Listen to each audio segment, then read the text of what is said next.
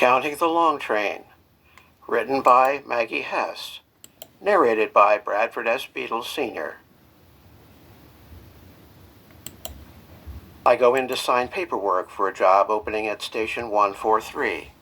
The job is as a shuttle driver, transporting railroad workers to and from home. Meet me at noon in the rail yard, says the voice on the phone. I don't really know where I am bound exactly, but I walk from my home for a stretch of limbs. 10 minutes after leaving my porch, I am crossing the tracks, following the railroad under the roof of the train station.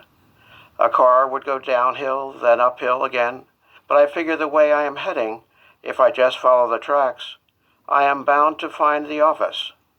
Five line lizards scatter in the dry, rocky terrain underfoot. It feels wonderful to be walking.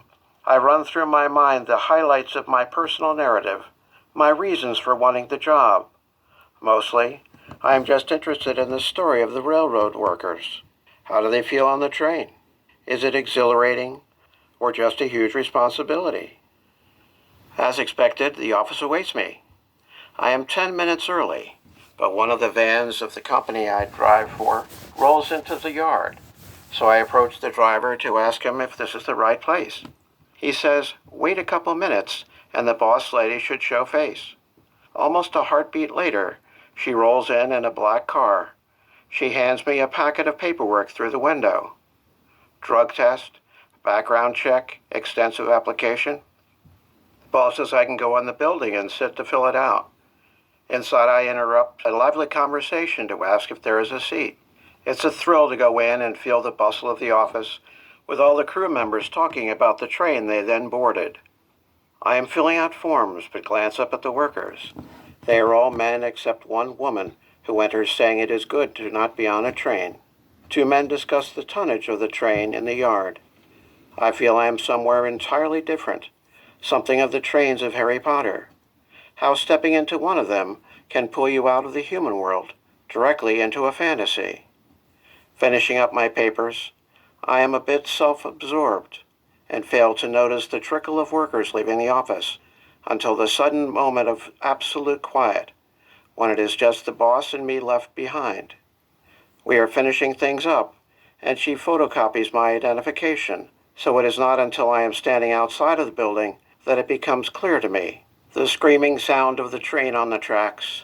I see that all those people have pulled away to some southern destination.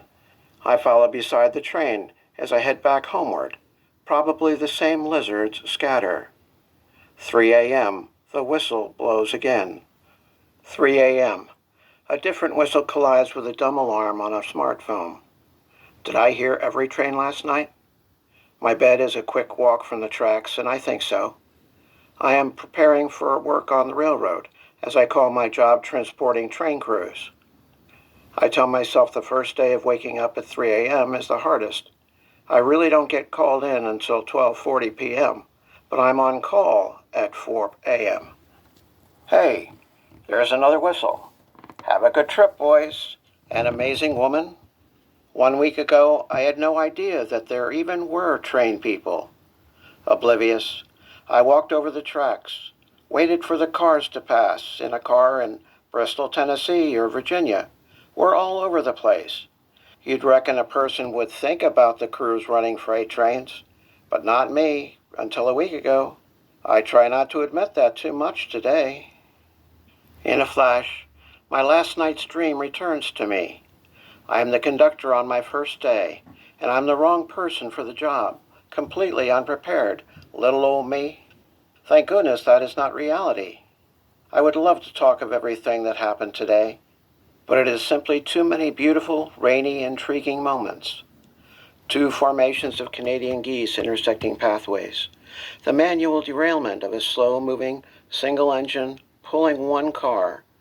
The myriad yards common folks like me never knew existed. Yards in places I thought I knew with entire islands of tracks and gravel. The uncertainty of the daily plan. The fact that today and Wednesday I am still in training. At Withville, we pick up an engineer and conductor whose train derailed today. A terrible luck, but alive. Now our bleary-eyed passengers.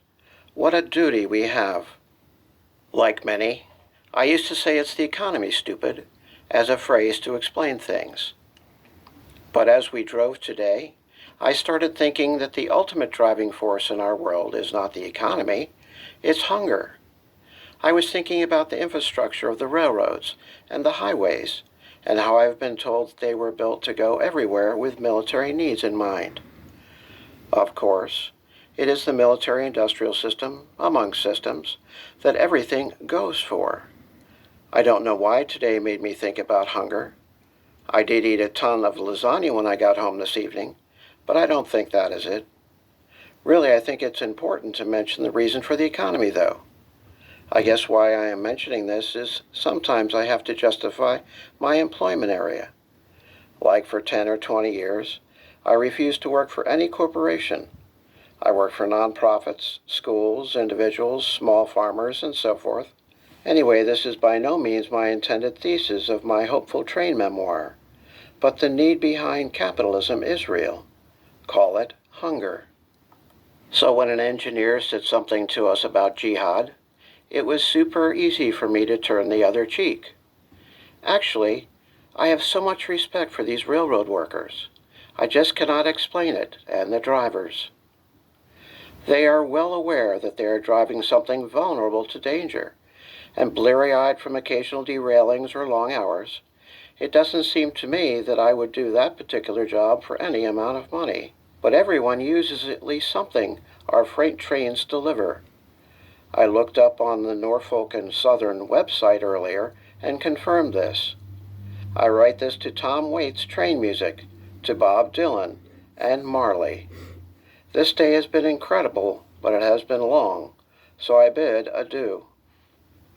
A train can be a mile long, according to Samurai Hoghead, a probable pseudonym on Yahoo Answers. A freight train can reasonably pull 110 cars. When determining power requirements for a given run, the rolling train resistance formula comes into play. It is horsepower per ton multiplied by 12 divided by the percentage of the grade equals the speed that the train will make. Put another way, horsepower per ton times 12 divided by percent grade equals speed. Speed is important in that below 12 miles per hour, the locomotives may run into their short time rating while handling tonnage upgrade. This is a figure that tells us how long we can run the engine under extreme conditions without the traction motors overheating. If the short time rating is exceeded, severe damage to traction motors and cabling thereto can result. But short time ratings are not cumulative nor constant, so the number of cars that can be handled is variable. Southern Pacific ran some 200-car freight drags with repeater air cars cut into the train in the 70s, but they just didn't work. But in terms of practicality, 110 cars or so is reasonable and usual when railroading in grade territory. I live pretty near the train station, its tracks and the yard. As a driver or pedestrian, I've been known to wait counting the cars that squeal on by. There is a zen to counting the long train that slows the heart rate just a bit as different vandalized cars of steel pass along. It feels something like counting laps in the pool, at least to me, since it takes such a long time and you just end up with some number. One time I counted up to 99, and there were a few more cars, but I lost track then. Were there 3 or 4, totaling 102 or 103? I'd never know. Counting train cars is akin to counting a herd of slowly moving elephants or giraffes. Some creatures of wildlife in the African safari, certainly. But for me, there are other dimensions now that I am working for the people who drive the conductors. How many days have I risen as early as 3 a.m.? How many actual engineers, conductors, and train crews have I met along the way? How many expressions from wide-eyed to bleary-eyed? How many sunrises? How many different train yards, many of which most local residents have never even seen before? How many towns and cities will I get to visit this year for this job? How many conversations will I hear in the back seat? Generally 2 men running by some detail of their operation before slumbering down into hibernation mode. I am told the conductors and crew generally look forward to the restful quiet of the ride our company gives them after having been on a super noisy train. How many silences? Yesterday, as I was watching the end of the training videos in the Bristol yard, I saw a train going along by the building there in slow motion. I guess they had something they were doing, needing to move the train's location for some reason or other. In the front of the engine, a man stood out on the platform, parting the currents of the wind before the locomotive. He looked a bit like the actor in the Titanic who stands on the front of the giant boat. Maybe he was considering the same irony. It is risky work to drive a train, and it seems to me it can be thankless. They are always on call 24/7, and they get called in for 12-hour shifts. They certainly impress me boundlessly. Endurance impresses me. Teamsters and train conductors, drivers of all kinds. Here's to those who press on in the night, who carry on night and day, who persist regardless of how they feel, ignoring their inner resistance, working to bring home a necessary paycheck that their families need. When I work, I push too hard. I focus every ounce of energy on the task at hand. Sometimes I'm transcribing, so fixed on the project nothing can distract me. Or when I was a professional cleaner, I pushed so hard my back ached after an hour. I'm determined, but my endurance is not that of a driver, I find. I used up all my energy in the first week in so many new jobs. I try too hard. I have a legally observed disability, and part of it is that. If you have to work the night shift on the railroad, goodness bless your soul. But if you are like me and you can't handle a 15-hour shift, and especially if you already have another source of livelihood and almost can squeak through as sustenance, you maybe should not work. And you definitely should try to quit trying so hard. At least that is what I am trying to tell myself. I have needed so much rest these past few days since the 15-hour shift and quitting. I am glad to give myself this time. In the meantime, my best friend Brazen, my pup, landed hard on some shard of glass chasing a cat and split her paw pad open. It impaled an artery, and I rushed her to the vet within the hour. The vet made it sound almost like she wouldn't have survived if I hadn't have done that. Immediately, Brazen went into surgery, which the vet said almost required amputation. Now she has to wear an e-collar, one of those head cone things, so she doesn't chew up the bandage when we aren't looking.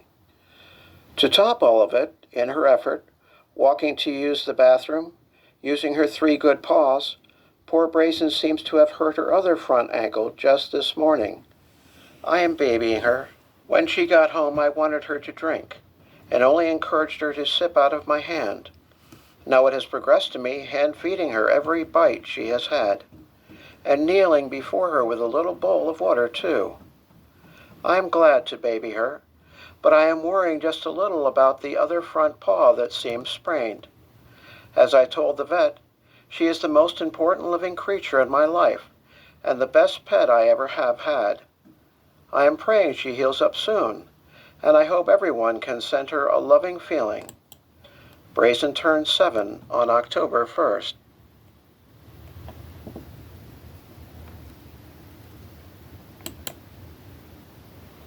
This has been Counting the Long Train, written by Maggie Hess, narrated by Bradford S. Beadle Sr. Copyright 2018 by Maggie Hess. Production copyright 2018 by Maggie Hess.